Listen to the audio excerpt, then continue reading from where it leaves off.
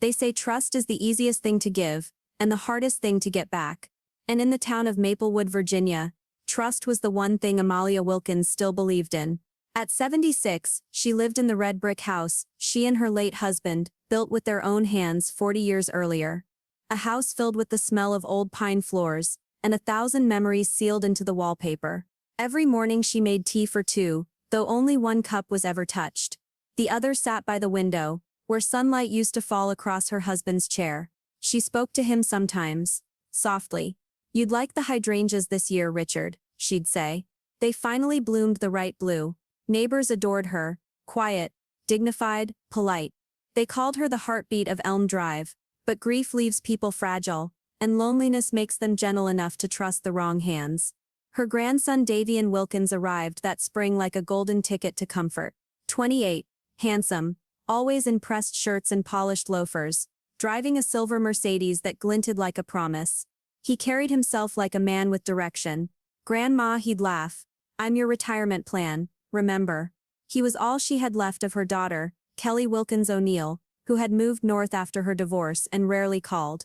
So when Davian began stopping by every weekend, fixing the squeaky door, changing light bulbs, bringing croissants from Le Petit Bistrot downtown, Amalia's heart unclenched a little. He talked about his new job in real estate consulting, about investor clients and capital flips, terms Amalia nodded through politely. It sounded successful, and he looked the part. Soon he began organizing her bills, just to keep you from stressing. He offered to set up online payments for her utilities, "So you can enjoy your golden years, Grandma." She resisted at first. "Your grandfather handled these things himself." "I'll be fine," she said. He smiled and kissed her forehead. "I know, but times are different now. Let me handle it. You deserve peace." Over the next months, peace became persuasion. He talked about security, about rising break-ins in the neighborhood, about a friend's grandmother who fell and couldn't get up for hours. The words built a soft cage around her. One Sunday afternoon, Davian brought papers in a neat leather folder. "These are just precautionary forms," he said gently, "in case you ever need me to sign something on your behalf. Temporary, of course." She hesitated, reading the bold title, "Durable Power of Attorney." Her hands trembled. "Davian, your grandfather warned me about signing things I don't understand." He took her hand, eyes glistening. "Davian, Grandma, it's me. I'd never let anything bad happen to you." His voice cracked at the right places. He even dabbed at his eye. "Love is disarming when it mimics sincerity." She signed. From that moment, the balance shifted. Within weeks he began bringing pamphlets, Maple Haven retirement residence, glossy images of smiling seniors playing checkers in sunlit courtyards. "You'd love it there," he said. "Chef-prepared meals, garden therapy, 24-hour medical staff. You could make friends again." She frowned. "But this is my home, Davian." He chuckled softly. "Just for a little while, let them pamper you. You can always come back." 3 weeks later, 2 women from Maple Haven arrived in pressed uniforms and polite smiles. "We'll help you settle in, Mrs. Wilkins," they said. Amalia stood on her porch as movers carried out her suitcases. Her eyes fell on the family photographs still hanging by the staircase. The wedding picture, the one of Davian as a toddler with cake on his chin. He hugged her tightly before she left. "You'll thank me later," he whispered. At Maple Haven, life was polished but impersonal. Her room smelled of disinfectant and lavender air freshener. Nurses called her sweetheart. Meals were served on trays, perfectly portioned, tasteless. She told herself it was temporary. Davian visited the first week, bringing her favorite blueberry muffins. The next week he sent flowers. After that, only text messages. "Busy week, Grandma. Love you." Time blurred, the mail stopped coming. When she asked about it, the receptionist smiled. "Oh, your grandson handles that for you." One evening, she overheard 2 nurses whispering near the vending machine. "Such a shame," one said. "Her grandson sold her house already." Amalia froze. Sold. She confronted the staff the next morning. The administrator checked her computer. "Yes, Mrs. Wilkins. Records show your property was transferred to Blue Elm Holdings LLC. Your grandson authorized the sale." Her breath caught. "That can't be right. My home's been paid off since '94. The woman shrugged kindly. The way people do when they pity confusion. It's in the system, ma'am. You signed. Amelia returned to her room, shaking.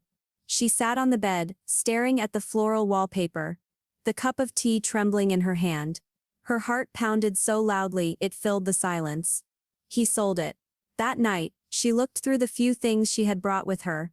Her Bible, her wedding photo, and a folder of household papers she had grabbed by habit. Bank statements, old notarizations, handwritten notes from Richard about property taxes. She laid them out on the small table, aligning each corner with care. On a blank page from the back of her notebook, she wrote in steady cursive, "He stole my home." Then beneath it another line, "I will get it back." The lamp beside her flickered, throwing gold light across her determined face. She whispered to the empty chair in the corner, "Richard, I won't let him bury our name in greed." Outside, the rain began to fall against the window. The sound was slow, deliberate, like the ticking of a clock that had just started counting down. They called it Maple Haven Senior Residence, but to Amelia Wilkins, it felt more like a hotel where time had no checkout date. Every hallway looked identical. White walls, paintings of sailboats, the faint hum of distant televisions, and every smile was professionally trained. Even the sunlight felt scheduled, filtering through curtains that never quite opened all the way.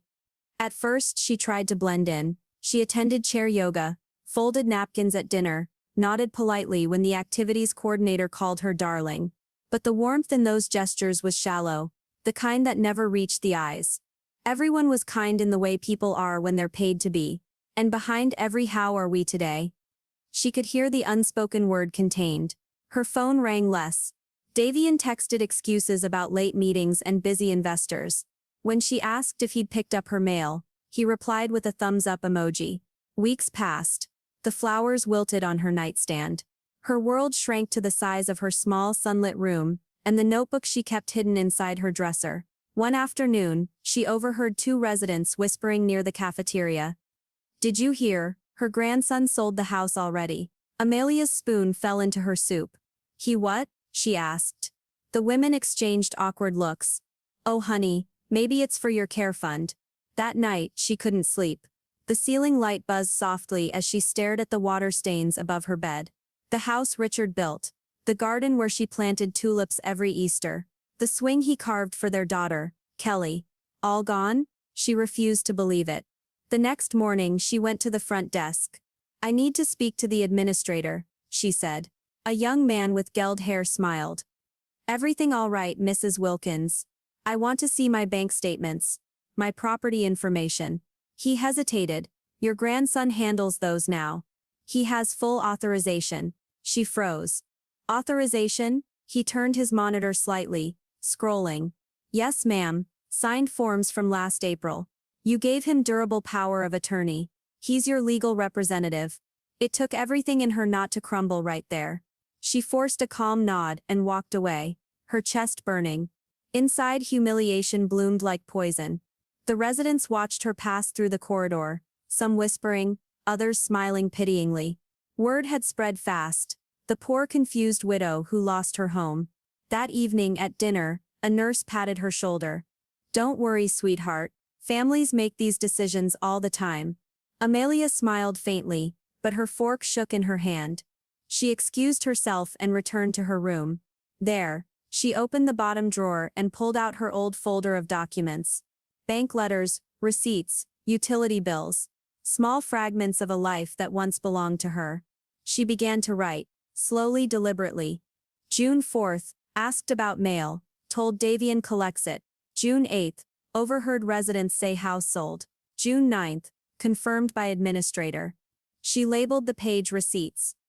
Days became a ritual of observation. She wrote every name, every conversation, every minor irregularity. When the staff gave her new pills, she noted the dosage. When the cook changed suppliers, she noted the date. When she heard a nurse mention Davian calling to confirm finances, she noted the time, 10:42 a.m. To everyone else, she looked like an elderly woman journaling for memory therapy. But every entry was a breadcrumb leading back to her stolen life. Her quiet defiance didn't go unnoticed. A kind nurse named Kenna White stopped by one afternoon with a smile. "Mrs. Wilkins, I see you writing every day. Is that part of your therapy? Amalia looked up. Something like that. Kenna hesitated, lowering her voice. You're not crazy, you know. I've seen these things before. Families using power of attorney to drain accounts. You're not the first. The words cracked something open in Amalia. Validation. Then maybe you can help me, she said softly. I need to know who bought my home. Kenna hesitated, then nodded. Give me a few days. 3 nights later, Kenna slipped her a folded printout during morning meds. A copy of the property transfer from the county registry. The buyer's name, Blue Elm Holdings LLC. Beneath it a signature, Davian's. Amalia's pulse thundered in her ears. He hadn't just taken her savings, he'd taken her legacy, sold her memories for profit, and left her to fade behind locked doors. She stared out the window of her small room as the sun set behind the maples, her reflection merging with the orange light. To the world she was invisible. But inside, something cold and sharp began to form. A quiet resolve. That night, she pressed her trembling hand against the notebook and whispered, Richard, he stole our home.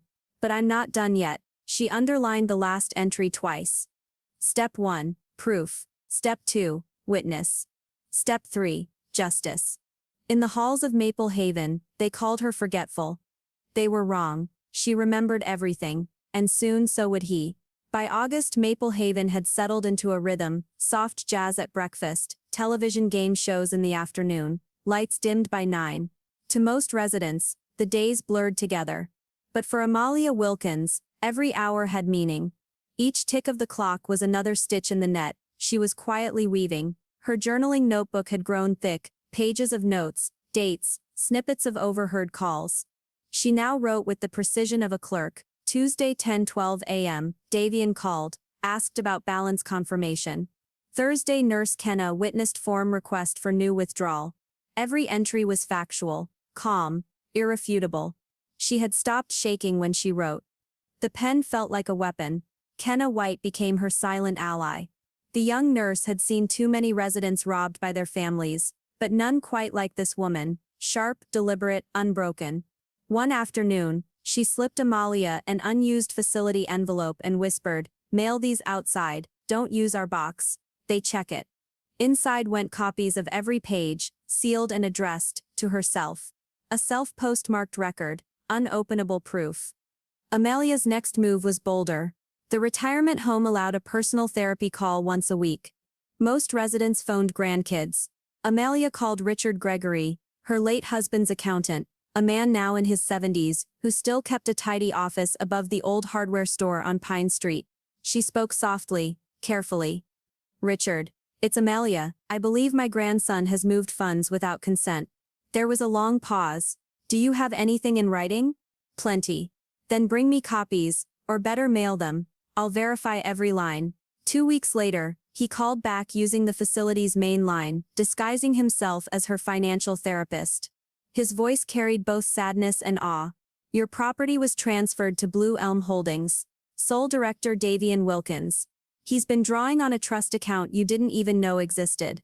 Amalia felt her throat tighten. How much? Rough estimate, over 400,000, counting the sale and your bonds. She closed her eyes, her knuckles whitening around the phone. Then I'll need more paper.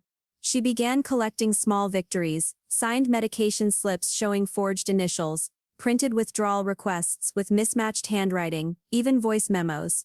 She'd learned to turn on the recorder function of her old flip phone during calls. Kenna helped her notarize one of the pages under the pretense of memory therapy. The young nurse's signature added legitimacy. The file was becoming a fortress.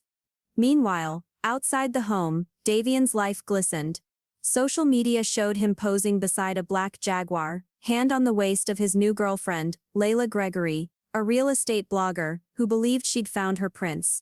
They dined at rooftop restaurants, toasted with champagne, captioned posts with hashtags like #blessed and #selfmade. Every photo was another nail in his own coffin.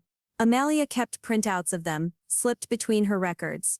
Visual evidence, she labeled them. It steadied her to see his smile, so careless, so certain he'd won. But Amalia knew something he didn't. The local press loved a scandal with receipts. In late September, she wrote a letter addressed to the Fairfax Post. the small-town paper that had once interviewed her and Richard for their 50th wedding anniversary. The envelope was thick, dozens of photocopies, legal notations, highlighted sections. Across the top sheet she wrote in bold pen, "Elder financial abuse. Evidence enclosed." 3 days later, a woman appeared at Maple Haven posing as a volunteer. She introduced herself as Laura Glenn, a reporter. "Mrs. Wilkins," she said softly. "I've seen your file, it's airtight. May I come in?" Amelia nodded. For hours they talked. Laura photographed every page, every notarized form, every time-stamped envelope still sealed. "You've built a stronger case than most attorneys," she said. Amelia smiled faintly. He underestimated a woman with time. Laura promised discretion, but hinted that the story, if true, could expose not only Davian's fraud, but Maple Haven's negligence in protecting residents' rights. Cameras would roll soon, quietly. That night, Amelia sat by her window, watching the courtyard lights flicker. Her notebook lay open on the table, pages numbered, each bearing her tidy cursive. She wrote one final line before turning out the lamp. "He stole Grandma's home. She built a case." Outside, thunder rolled across the hills, low and steady, like applause heard from somewhere far away. And somewhere downtown, Davian Wilkins scrolled through his phone, smiling at his own reflection on a glossy screen, completely unaware that the next message he'd open would not be a compliment, but a headline. The first hint of the storm came at 6:03 p.m. on a Tuesday. The evening news intro rolled across Virginia's flat screens, then cut to a headline that froze every fork in Maplewood. "Local woman alleges grandson stole her home. Receipts tell the story." The anchor's voice carried calm astonishment.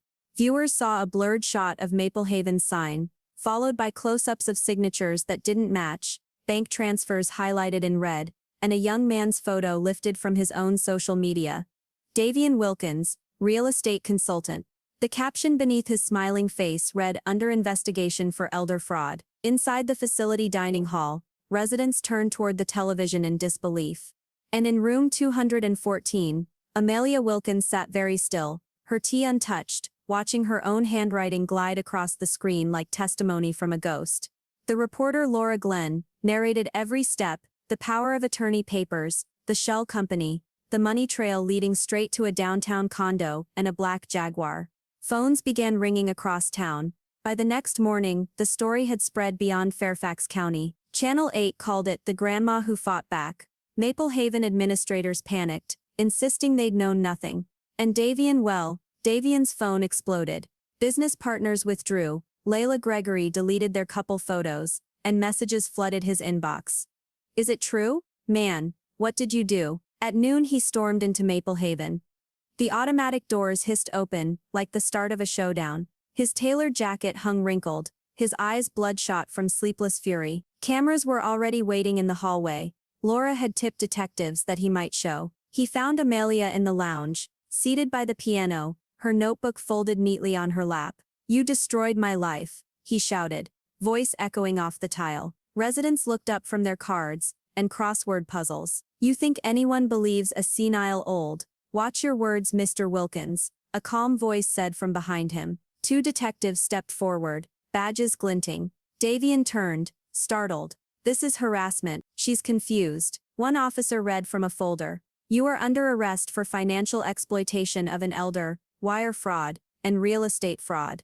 The handcuffs clicked before he could finish cursing. Gasps rippled through the room. Someone clapped once, then another, until the sound became soft applause. The humiliation was total. The perfect grandson dragged past the same women who once envied his devotion. His face flushed scarlet. Amelia didn't stand, she simply met his gaze. "Receipts don't lie," she said quietly. He tried to spit words but nothing came, just a hoarse choke as cameras flashed. The footage aired that evening nationwide. Davian Wilkins, led out of Maple Haven in cuffs, jaw clenched, coat slipping off his shoulder. The caption read, "Justice with proof." But the reckoning wasn't over. During his arraignment 2 days later, reporters packed the small courthouse. Davian appeared in a wrinkled shirt, hands shaking, eyes darting toward shadows that weren't there. The prosecutor laid out the evidence, transfers, deeds, forged signatures. As the judge summarized the charges, Davian began mumbling, then shouting, "They made me she told me to." The papers were talking. The courtroom froze. Layla Gregory buried her face in her hands. Cameras captured every second as bailiffs rushed forward. Davian's words tumbled into nonsense. Voices, conspiracies, invisible threats. The judge ordered a recess, then returned with a measured tone. The defendant will undergo full psychiatric evaluation before trial.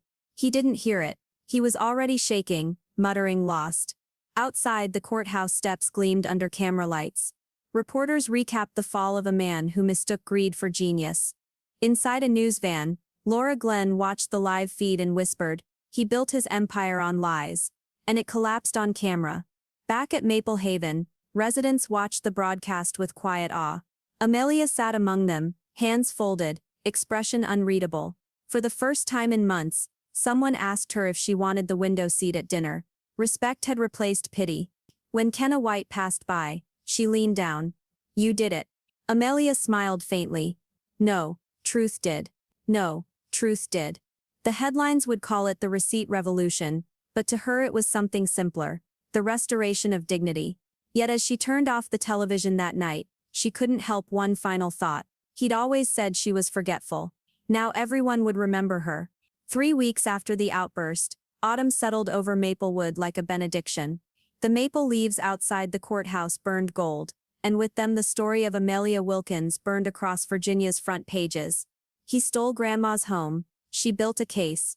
The headline was half triumph, half warning. Inside the same courtroom, where Davian had shouted at phantoms, the judge returned with his decision. The defendant, once a sharp-suited entrepreneur, now sat in a wrinkled jumpsuit, ankles chained, eyes vacant. 2 psychiatric evaluations had agreed. Delusional episodes, paranoid break, unfit to stand trial.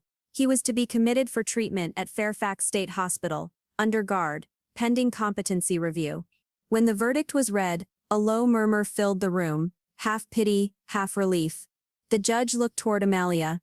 "Mrs. Wilkins," he said softly, "your house will be returned, your accounts restored, and on behalf of this court, I apologize for what was done to you."